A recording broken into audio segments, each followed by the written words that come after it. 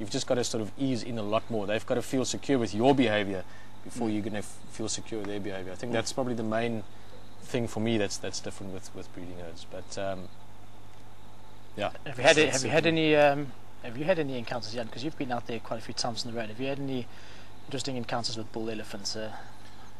Marco, actually, when we started talking about elephants, I actually thought about an encounter. I didn't have it here, but I had it in Botswana. I'm not going to, it's a very long story, but basically what happened was I was sitting also exactly similar to this, just a little bit earlier in the day, sitting alone in a campfire, and along came an elephant. It was a very old elephant bull. He had only one tusk, and I know I've told you guys the story a couple of million times, but it's one of my favorite stories. Only a couple of thousand times. Yeah, sure, not a couple of million. It's an elephant story. But yes, it was just spectacular. This elephant was in Savuti in Botswana, and this beautiful elephant bull, one tusker, came down. There was a little bit of a riverbed in front of me, and it was standing on the other side on a dam wall kind of thing. And I knew there was a lot of other elephants on the other side drinking, and I could hear them swimming and stuff. And eventually, this elephant bull came closer. And he came till eventually like 4 or 5 meters from me, maybe 5, 6 meters from me, and he just stood there, and I was sitting there but shaking in my chair. It was spectacular, just this elephant so close. It's a totally wild situation.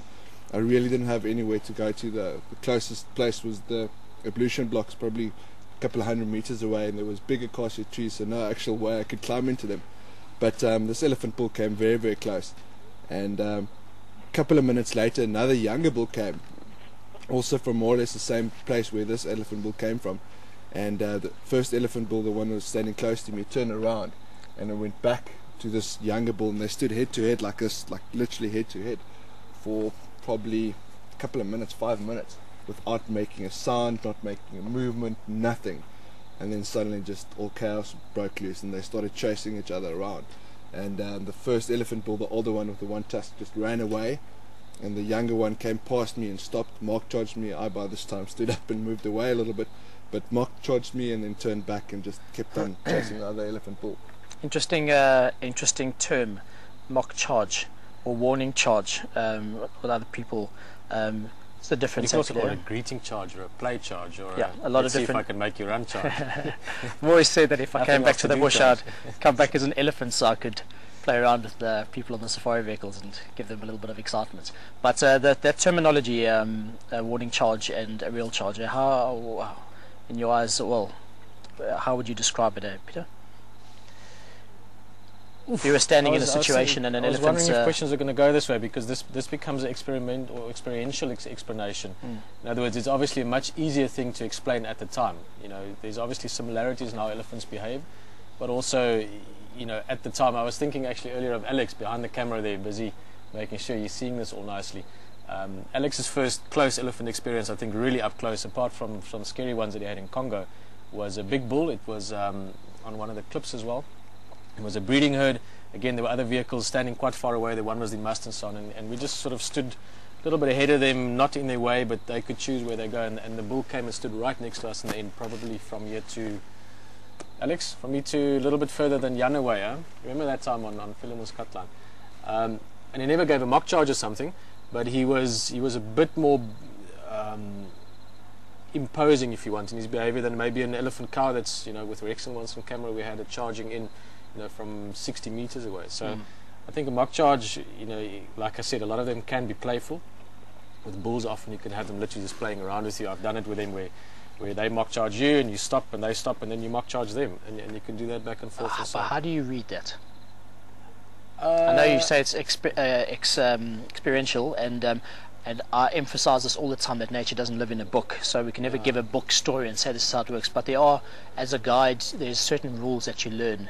Yeah, no, obviously, I mean, there's the typical things which you know, many of you probably are aware of as well. Mock charge, typically ears open, trumpeting, lots of noise, branches breaking, dust flying, literally that, trying to be as big and boisterous and intimidating as possible. Serious charges, typically, you know, trunk is tucked away, ears are flat, there's not that much noise going on. The elephant is now deciding, I'm going to run towards you and do something. But and again, we're going to cut this conversation short just now, but very often you hear about guides that tell you about an elephant that charged them and they drove away for hundreds of meters or kilometers with the elephant that close to them, and it was just that close and they just got away.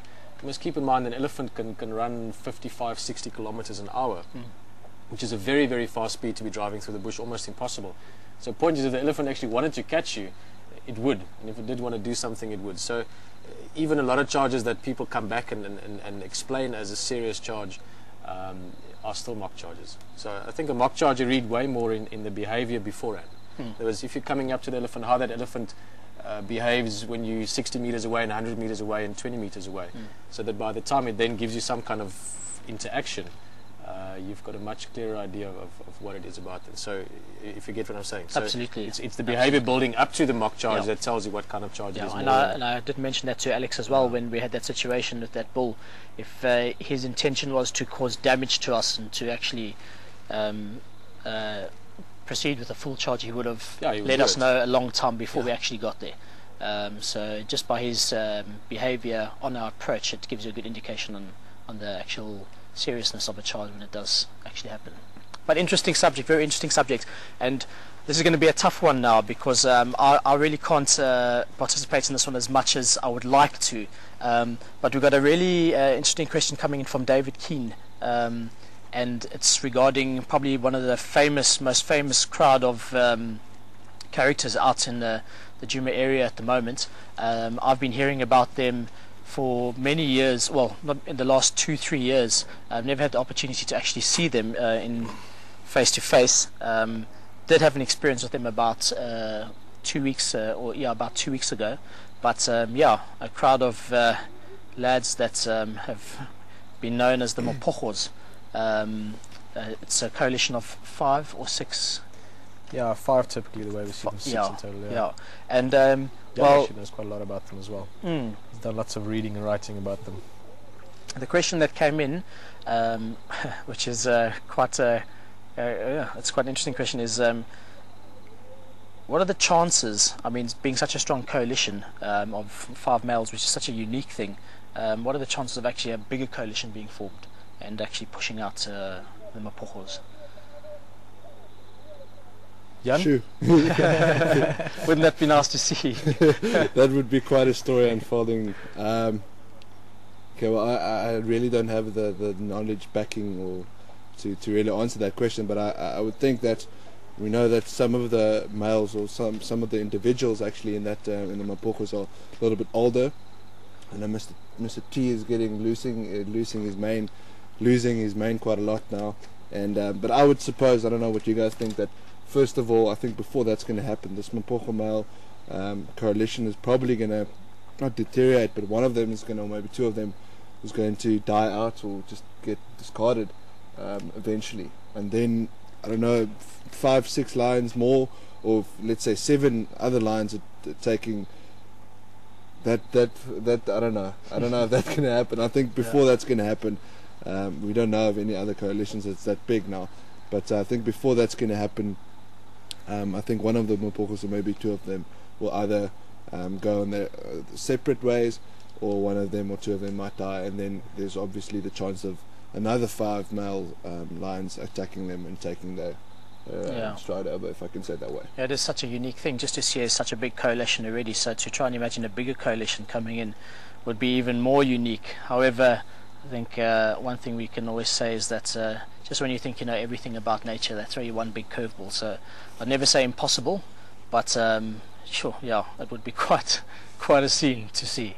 But they seem to be holding strong at the moment, and I've had a very, very interesting history, and the word of the Mapojos throughout the guides and rangers out in this area spreads like wildfire, and yeah, it's exhilarating to actually see them, to be that close to such a strong coalition of males and just feel that power. We've had a few experiences that actually, Peter, you found them a few weeks ago with Alex on that buffalo carcass. You made a very good point on pointing out how intense that stare is, while they were staring directly into the lens almost, and it just goes straight through you. It is just unbelievable. Yeah, no, they're certainly special lions. I mean, again, that's the kind of question we can sit about and might even do after we say goodnight and talk about it more. But